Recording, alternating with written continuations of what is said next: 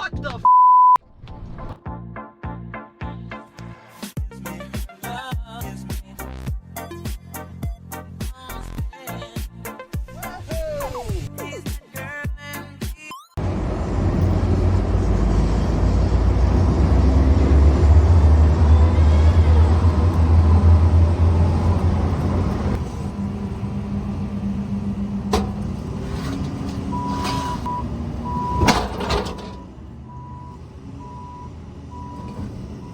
Geez, that guy came in hot. Holy crap.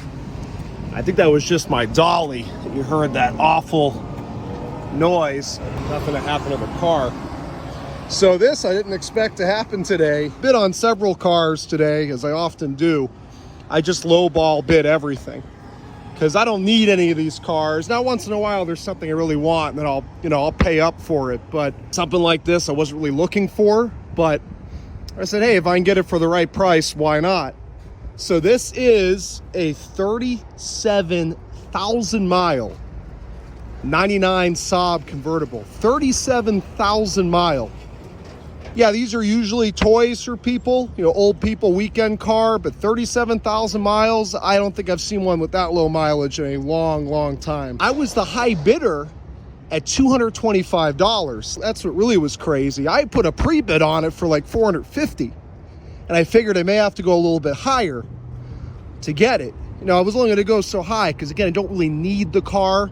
It was sight unseen. I mean, the engine could be locked up. There could be a lot of problems. $450 pre-bid, well, I got it for $225. And the reserve on the car was not pure sale. The insurance company's reserve was $1,200 before I even countered, because what happens when there's a reserve is, you won the car on approval. They'll show you what the seller wanted, and the seller has the option to either relist it or come at you with a counter price that they'll take for it. So they came at me with $350, which I was surprised they came down that quick.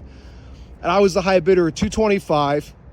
And my fear was that if I stayed at $225, and this happens a lot, they'll just relist it. And then next week there'll be more attention on the car. It's happened to me with several just in the past couple of months. But this, the low mileage, I said, you know what, I'm not going to risk losing it. So I came up to $250. They countered at $325. Came up to $275.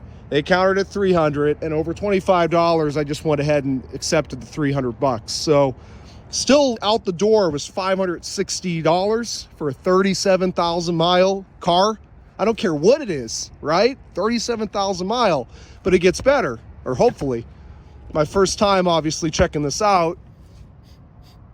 I don't smell anything. This smells clean as a whistle. So this is flood. We'll see. I mean, it doesn't look like a drop of water got inside of it, I'll tell you that. This thing is super clean. That's how it looked on the listing, but sometimes you'll get in person and realize a different story, but not here. This thing just smells like a new car. Look at the condition of this car. Look at the wood, the dash. There's no question, and the Carfax confirms it. I checked before I bid. This is a 37,000 mile car. So, wow, I can't get over the condition. Look at the carpet. I don't think any water got in here, to be quite honest with you. And you can see, as I've been pointing out in a lot of the recent videos, actually this is a Naples car. I was gonna say it was a Key West car, but nope, this was a Naples car. And I'm actually surprised it ended up at this auction up in my area, because most of the Naples cars have been going to, we'll just leave the key in for now. Most of the Naples cars have been going up to the flood sublots up in Okeechobee and Clewiston. But this is right here in my area, which was even better. I didn't have to drive 2.5 hours to get it. So here's the big question right now. Wow, this engine bay even looks way cleaner than I thought it would be. Looks like someone was either checking the oil or topping it off. Let's see. So at least on the dipstick, that's oil. That's not milky, but obviously there could still be some water in the oil pan. Oil and water separate. As I always do with these flood cars, before I even attempt to start it, I'm going to change the oil out of an abundance of caution. But come on, Saab. There we go. But that's a good sign so far. This thing is clean. Super clean. I don't see any evidence of flooding yet. Not to say it didn't happen, but especially being a Naples car. Naples got some of the worst flooding of the storm, whereas Key West didn't really get that much. As you guys have seen, I bought that van, was a Key West flood car, and it really didn't get that much water. It didn't even get any inside of it. So let me see now the air filter, see if that's soaking wet. I'm happy to see that oil is older, because it tells me that someone didn't change the oil after it got flooded. I'd rather see that it's clean now. Okay, this is another good sign. This is an older air filter, and I don't see any evidence of it ever being wet. It's dry, it's dirty. So 2 good signs. We don't celebrate prematurely here on Big Al's Bike and Auto, but for a sight unseen, I'd rather see that than the alternative. Got some surface rust. Oh, I can actually see, it looks like a little bit of sand down there. That could just be even dirt though from driving, but it could be sand from the flood. But the question is, did the water even get that high? Because the inside doesn't seem like it saw any water. We look underneath, everything is filthy, even on the oil filter. But honestly, that can happen just from sitting at Copart. These lots are so filthy, so I wouldn't say it's conclusive of it being flooded. From what I'm seeing so far, if this thing did even get flooded at all, now obviously it was totaled for that, but as I've been explaining to you guys, these flood cars have been getting totaled just instantly. If you were anywhere within the flood zone of that hurricane, you call your insurance company, yeah, my car got wet. All right, we're sending you a check. They didn't even send out an adjuster or anything because there's so many claims. Now, this is interesting. You can see this rust dripping from inside the center cap. So the water could have been up to here or even here, but it doesn't seem like it got inside the car. And as I always explain to you guys, Florida cars will get some rust on the seat tracks. Some rust is the key. Just from how much salt we have in the air doesn't mean that the cars have water in it. There's just so much humidity and salt in the air here if you live by the coast. I don't know if that's something from the flood. What I can tell you is if this car did get water inside of it, is extremely clean, even still. So certainly not that bad. And as I expected, all this is fine. I mean, look, it still has all these warning stickers that come with the car. So we're looking pretty good here so far, I'd say. It looks like there's even maybe an old drain plug in there. Definitely know it was not this high. I can tell you that for sure. But just look at the seats, how supple the leather is. The top. I think this thing has always been garaged. You never have a dashboard looking that nice. The wood, seats, top, if this thing was ever outside for very long at all. Door pockets, you know, they're dirty, but they don't have any evidence of water. It's looking pretty good, guys, for a sight unseen. I'm very excited to get home and really check this thing out. I do need to hit the road here in a minute because I'm gonna get stuck in some bad traffic if I don't. Even looking underneath it, it's pretty clean overall. There is, again, some surface rust. This could all be from it getting flooded, all this crap we see on the bottom, but nothing detrimental whatsoever. Nice Duracell battery. I mean, somebody was taking care of this car. That's not a cheap battery. This is a turbo, by the way, if you didn't know. Turbo, and I don't think I mentioned it, but you probably saw, turbo 5-speed manual. This is gonna be a fun little car. What I'm gonna do with it, I haven't decided yet, but at the price I paid, you can't go wrong. Battery's good. I haven't put any power to this. Either they didn't try to start it out of concern of it being a flood car, or it's not starting for some reason. We'll find that out after I change the oil out of an abundance of caution. But you can see even up here, this thing has been sitting for a long time. That might be the reason it's not starting. Maybe the starter or the fuel pump or something is bad. Oil change sticker, 2010. So this thing, and I knew this car was from Arizona, I had seen that. This thing has been sitting for a long time, or just really hasn't been driven much at all. That could be the reason it's not starting, and they just got a little bit of water underneath it when the hurricane came through, and they just took the check from the insurance company. They got a nice payout in this car. I think it was $6,500. These always pixelate, these screens. Radio works. You can feel the air blowing out the blower here. So yeah, obviously it was being used enough that someone put a a battery in it. You know, it's not like the battery is 10 years old. So let me go ahead and get this thing strapped down and let's get it home and take a better look at it there. Okay, I'm finally home. Hit some traffic on the way home, big surprise, and I've wasted no time. On the way home, I stopped and got oil and filter for this car, and I'm gonna change the oil now. All right, doing the best I can here with only two hands to work with. So as you can see, so far, looking like just oil. That's what we wanna see.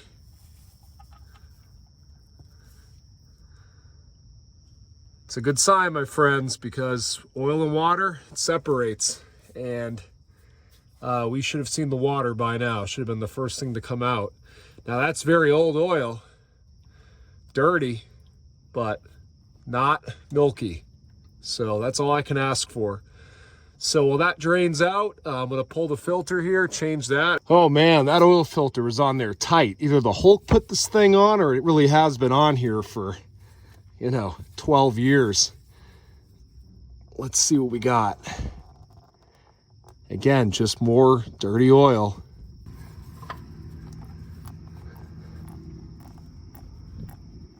Yeah, I just see dirty oil, as I've been saying.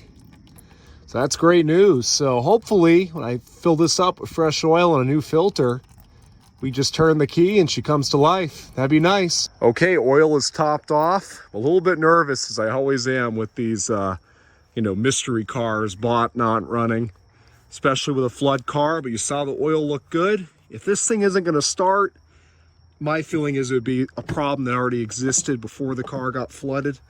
And perhaps that's why they just took the insurance payout. I know some of you are looking at that saying, what the heck is that? When I stopped at Walmart, I bought a plunger. I'll leave it at that. Big Al's having some big plumbing problems. And it wasn't me, believe it or not. Anyway, after that little bit of TMI.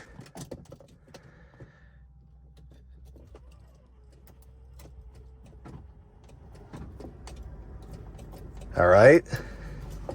As you can see, I kind of expected this because I'd be surprised if Copart didn't try to start it.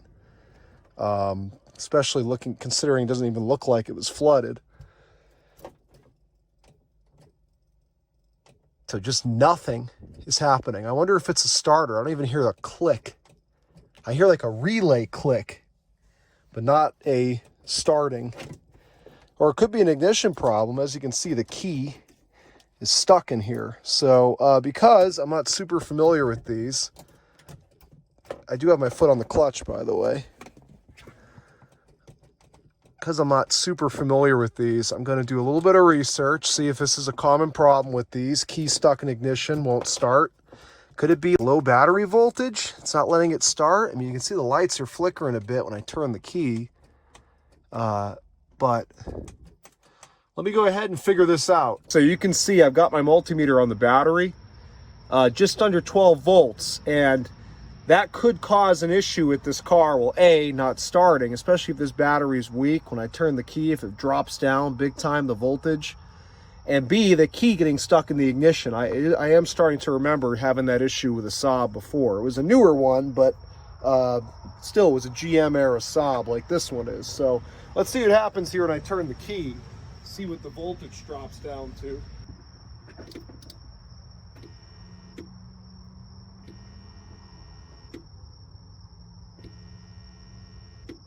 See, it's conflicting because the interior lights look pretty good. So I can see it now, it's at 11.46, but let me check on the video here how much that voltage dropped. All right, my sweet tag along here has been checking out the situation, making sure that the battery, as I showed you, the voltage was a bit low on it. So I put it to charge. Let's see here. If it's still in the 11s, I'm just putting a different battery in. Yeah, look at that. I think we got a case of a bad battery here because I've had this charger on it for over an hour. Hi, pretty girl. What do you think? What do you think the problem is? You think it's the battery? I don't want to blind her here with the light. You think it's the battery, sweetheart? I'm going to swap another battery in here and let's see if that cures the problem. Well, this is a good battery, known good battery. Got it hooked up. I kind of feel like this is not going to start still. Could it be a security system issue like the pass lock crap I'm dealing with the Blazer? Could it be something else? We'll see. But that battery definitely did not have good voltage. So here we go.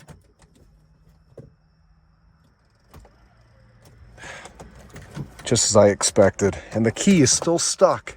Bad ignition switch? Could be. Could it be a bad starter? Could be. But the fact that the key is stuck makes me think it's something else. And this is not a locking steering wheel. Let me keep trying stuff. All right, folks. So this is why I said earlier in the video that here at Big Al's Bike and Auto, we never celebrate prematurely. We saw this car when I picked it up. It looks like it never got flooded inside. However, it was. And I'm not surprised. I mean, you wouldn't expect something to get totaled and it wasn't flooded, right? So first thing I checked, because the power seat was not working when I tried it. So I disconnected this connector here because I noticed that it looked, you could see the corrosion here right there. I disconnected it and you can see it actually shorted out and melted from being flooded. Now you look at the seat tracks and they're pretty clean, but obviously that is a problem there. So then I said, okay, well that doesn't just happen. So then I popped up this trim here, pulled up the carpet, everything looked okay, but then I noticed, you can see a rust stain right there. Well, again, all right, maybe someone got in on a rainy day, their feet were soaked, and it caused a rust mark there. But then I pulled up this padding here underneath the carpet, and you guessed, it's wet and there's sand. So yep, this did get flooded, and obviously it was deep enough that it came over this sill into the car. The car was totaled for flood. You would expect to find flood damage. Now I was hoping I got lucky, and you can actually see here too. It's amazing that this car doesn't smell at all. I don't see any mold. It just, you know, this happens sometimes. Some cars respond differently to being flooded. Based on the shape of this leather, I'd like to think that the water was not that high, but it was high enough to get in to the interior of the car. Unless it came up through the plugs in the floor, that's possible, but I would say it's more likely that it came in through the door seals. But everything is still pretty clean. Could that explain why the car won't start? Is there now an electrical problem from this flood? It's possible. Am I upset? I'm not thrilled, but again, I paid very little for this car. It's still in great shape. You can see no water got into that. There's no way. Now that I was able to get the key out, which I don't think I mentioned, the car has to be in reverse to get the key out. I didn't know that. Let's check the trunk and see if there's any water in the trunk. That will give us a better idea of how deep this was flooded. Again, I'm not complaining. Man buys flood car and then is shocked when car is actually flooded. But it just, when I first looked at it, I said, holy crap. I mean, this thing is pristine. Didn't seem like it got any water in it. Nice. Never have enough of those. Yeah, you can see some sand, but it looks like it's drained out or dried out. So maybe it came up through some, there's no mold though, anywhere. This is gonna be an interior out. Just like the other two, I was hoping that I'd finally get a break. Well, it's been several minutes. Let me reconnect the battery. Let's just hope that this thing wants to start now. All right, so I figured out the problem with the Saab, and she runs beautiful. Starter solenoid. The smoke there, I gave the engine a wash a few minutes ago. That's what that is. But I just went ahead and jumped the starter solenoid. I didn't do it last night because, well, just in my diagnosis, I didn't think that was the problem. Thought about it today. I'm like, oh, what the hell? I might as well try it. So she runs beautiful. Woo-hoo-hoo-hoo! I just didn't think that the starter solenoid would be bad. Was it bad before the flood? Did it fail because of the flood? Is it just a coincidence? You know, I was leaning toward a security system issue. I had to take the battery out of the car and all that. You just don't think that a car this nice, 30,000 miles, was parked with a bad starter solenoid and then totaled. But it was, so easy enough. Let's take it for a drive. First impression, I just got in this for the first time with it running. So a little bit of accessory noise, like a pulley or something maybe. The AC works, which is great.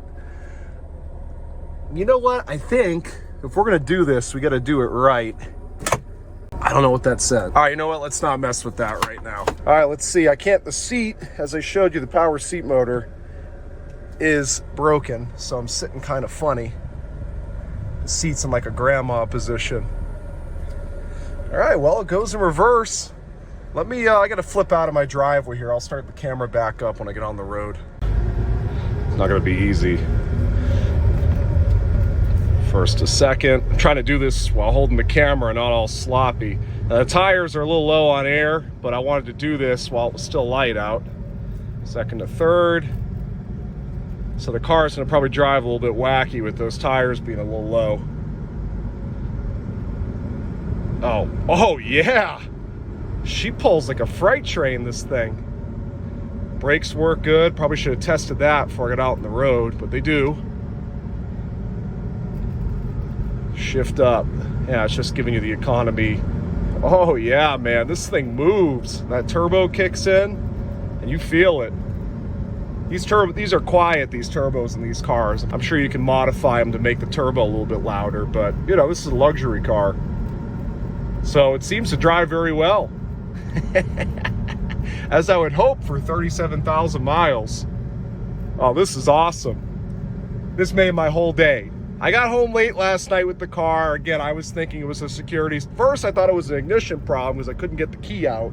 I know the Saabs have issues with the ignition. Then I figured out to take the key out, you have to put the car in reverse. You know, when it's off, obviously. I guess that's just whatever procedure on this thing. And you can feel the rust grinding off of the rotors.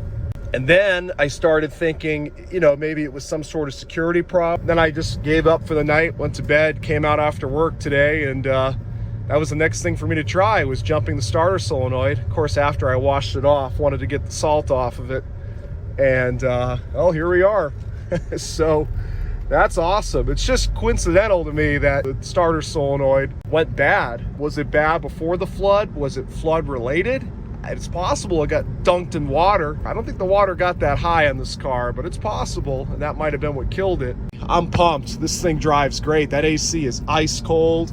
It's a 37,000 mile car. Everything feels like it should. All right, so I figured I'd stop. Wanted to show you guys how she cleaned up. It needs to be gone over with a sponge and really scrubbed. It was so dirty, but what a beautiful, beautiful car. You can see the wheels cleaned up great. They were just covered in brake dust. Again, 37,000 mile. Man, I just can't get over it.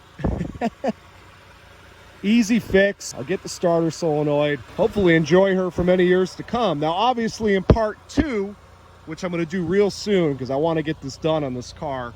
Let me zoom this out. There we go, that's better. I wanna pull this entire interior out as I did on the Rendezvous, which I'm gonna get that up for you guys soon, and get every little bit of salt residue out. The seats, carpet.